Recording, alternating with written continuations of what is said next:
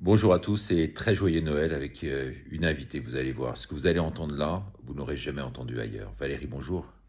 Bonjour tout le monde, bonjour la communauté de Richard. Voilà, tu es avec moi là aujourd'hui Valérie, tu étais infirmière pendant le COVID, on va appeler ça comme ça parce que c'est un moteur de recherche, on nous striquait, et tu as décidé de tout arrêter un beau jour parce que ce que tu as vu, personne ne l'a dit. Ouais, c'est vrai que quand on nous a annoncé le tout début du fameux confinement, je me suis dit, moi je vais pas rester comme ça à rien faire. Donc forcément j'ai bossé comme infirmière, parce que c'est mon métier de base. Et de là, ouais, je suis allée de désillusion en désillusion en 48 heures. Voilà. Parce que c'est vrai qu'en l'espace même d'une semaine, tu as vu une dizaine de morts, mais des morts provoquées. Ouais, c'est en fait, si on repart dès le départ, donc moi je prends le risque de ma vie pour aller soigner pendant cette période parce qu'il y avait besoin de monde. Voilà, contre l'avis de ma famille qui disait mais tu vas pas prendre le risque d'aller mourir avec ce microbe qui est horrible. Donc j'ai dit ouais, moi je peux pas rester comme ça rien faire. Donc voilà, donc je le fais, j'y vais quand même. Et donc, premier jour, ok, on bosse. Et puis, deuxième jour, vous arrivez au travail. Et puis, on vous dit, ben, aujourd'hui, Valérie, on ne peut plus faire de tests hein, parce que c'est une consigne de l'ARS. Et voilà. Et moi, j'ai dit, mais comment on peut poser un diagnostic quand on ne fait pas, en fait, quand on ne pose pas les bons examens, en fait. Voilà. Donc, à partir de là, j'ai dit, mais derrière, comment on va soigner les gens si on ne sait pas ce qu'ils ont? Voilà. Donc, déjà, moi, ça m'avait choqué. Donc en fait, non, ils avaient considéré que dans la maison de retraite, à partir du moment où il y avait 10 cas, on considérait que voilà, ce fameux microbe, alors que on était quand même la période où il y a la grippe qui arrivait, etc. Donc ça aurait très bien pu être autre chose. Alors Valérie, les médecins, quand ils venaient constater le décès, ils faisaient quoi exactement? À chaque fois qu'un médecin venait, donc constat du décès, il me disait ben, il est mort de quoi? Je sais pas, on n'a pas posé le diagnostic. Hein. Donc je leur disais qu'est-ce que vous allez mettre? Et donc à chaque fois, je leur disais qu'est-ce que vous avez marqué? Vous n'allez pas marquer ce qu'on pense, parce qu'en fait, on n'a pas fait le test, donc on n'a pas de diagnostic précis. Donc voilà. Et pourtant, ils le marquaient. Ouais, ouais, ils l'ont tous marqué. Ils me regardaient. Il n'y en a pas un qui relevait, pas un qui me disait quelque chose. Voilà. Et après, le troisième jour, j'arrive pour travailler. Et puis là, on me dit, maintenant, Valérie, le seul médicament qu'on va donner, c'est du Doliprane. Et là, je leur dis, mais pour moi, c'est pas un médicament. Donc, je dis, mais qu'est-ce qu'on fait pour soigner les gens de cette pathologie?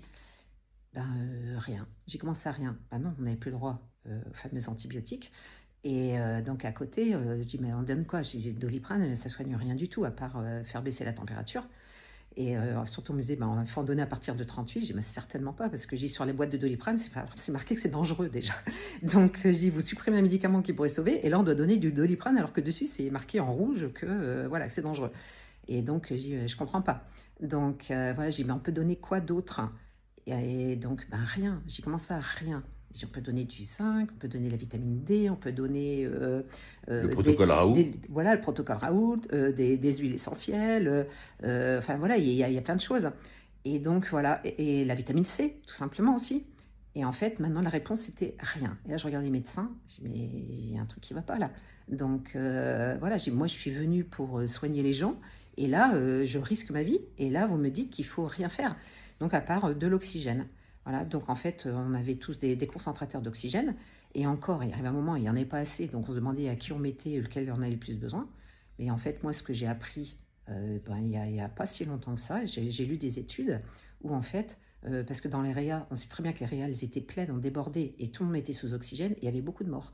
En fait, il y a une étude aux États-Unis qui a été faite et disait en fait, il fallait surtout pas donner de l'oxygène. C'est ça qui faisait tuer les gens. C'est pour ça qu'il y avait autant de morts dans les réas à ce moment-là.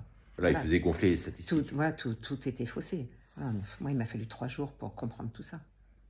Ce que tu as vu est absolument ignoble dans les hôpitaux. Tu as vu 10 morts du reste en l'espace d'une semaine quasiment, et puis des morts qui étaient déconsidérées du début à la fin, et même au-delà.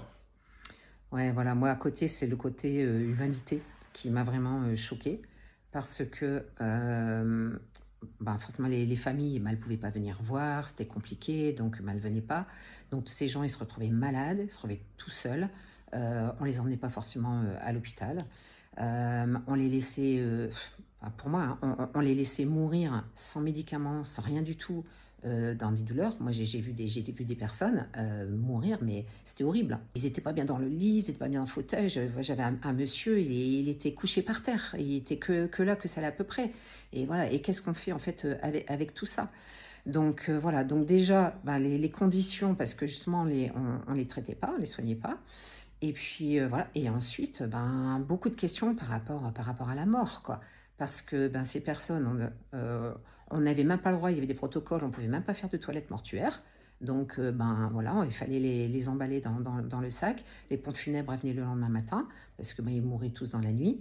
Et puis, à partir de là, tout de suite, c'était scellé. Donc, c'est-à-dire, il y avait même pas d'adieu de la famille, les familles ne faisaient pas le deuil. Ben, voilà, le mort, voilà, la mort, c'est une aventure aussi, en fait, qu'il faut accompagner. Donc, Pas de voilà, veillée mortuaire. pas de veillée mortuaire. Moi, pourquoi dans le temps, il y avait les veillées mortuaires, c'était hyper important, avec les cierges autour, voilà, autour du défunt, etc. et tout. Donc déjà aujourd'hui, c'est des choses qui disparaissent parce qu'on a tendance à emmener à la mort vite fait. Et voilà, mais en fait, tout a des raisons. Voilà, on a une âme, on dit toujours paix à son âme, et l'âme, elle voyage. Et en fait, voilà. Donc en fait, il y a une déconsidération de l'humain, déconsidération de la famille, déconsidération de la mort. Et comme je dis, moi, je suis sûre qu'il y a plein de morts qui ne sont pas encore arrivés au ciel, quoi. Parce qu'on a tué le corps, mais on a tué l'âme aussi. C'est ça qui est le pire là-dedans, derrière tout ça. Voilà, voilà, c'est ben, l'humain, c'est quoi? C'est un animal et en fait, il meurt, on le met dans une boîte, on le met au trou et puis bah, la famille, au passage débrouillez-vous et le mort au passage débrouillez-vous. Voilà, moi c'est vraiment tout ce que j'ai ressenti de la violence en fait, du traitement ben, de toute cette période, ben, qui était une période horrible, ni plus ni moins. Parce que Valérie, il n'y a qu'un responsable derrière tout ça, il faut bien le dire. C'est Macron, il n'y en a pas d'autre. J'avoue que le matin, donc quand je terminais ma nuit, je reprenais mon scooter pour rentrer chez moi. Et en fait, j'étais très en colère de tout ce que je voyais. En plus, bah, je me faisais arrêter. Bref, j'étais fatiguée. Je me faisais prendre au radar sur les bords de la Saône.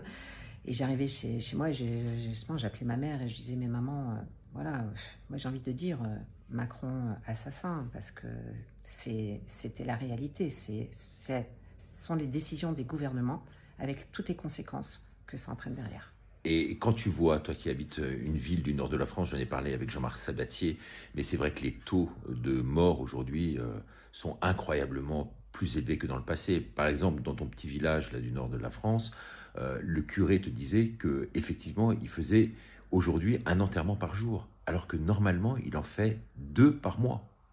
Ouais, c'est vrai que là, c'est un terrible constat de voir voilà, dans les villages, hein. Moi, j'ai ma famille. Voilà, ma mère me le dit, les voisins me le disent, tout le monde, que les personnes en fait qui organisent aujourd'hui ben, les messes pour les défunts, ben, avant c'était voilà, c'était une par mois, deux par mois, et là ben, ils en font presque une par jour, et c'est tout âge confondu, Toute génération toute confondue. génération confondue. Donc voilà, et là je dis, mais vous posez pas quand même un peu des questions là, parce que voilà, il se passe quelque chose là. Mais les gens ouvrent les yeux, hein. Ta maman, comme la mienne du reste, qui était réfractaire à l'idée de ne pas se faire vacciner, aujourd'hui, ont pris en considération quand même toutes ces données-là. Oui, voilà. Alors ça reste encore bien tabou dans les villages quand même. Voilà, on va pas en dire. Mais bon, quand j'en parlais, voilà, dans mon cercle proche, on va dire, qui était un peu plus hermétique, ben, aujourd'hui, ils commencent quand même à voir effectivement qu'il y a des choses. Voilà. Et je veux dire, le meilleur signe, non, c'est le pire signe, ben, c'est de voir ben, ces enterrements de tout âge confondu qui arrivent autour de tout le monde. Voilà. Donc ça touche les villages, les familles.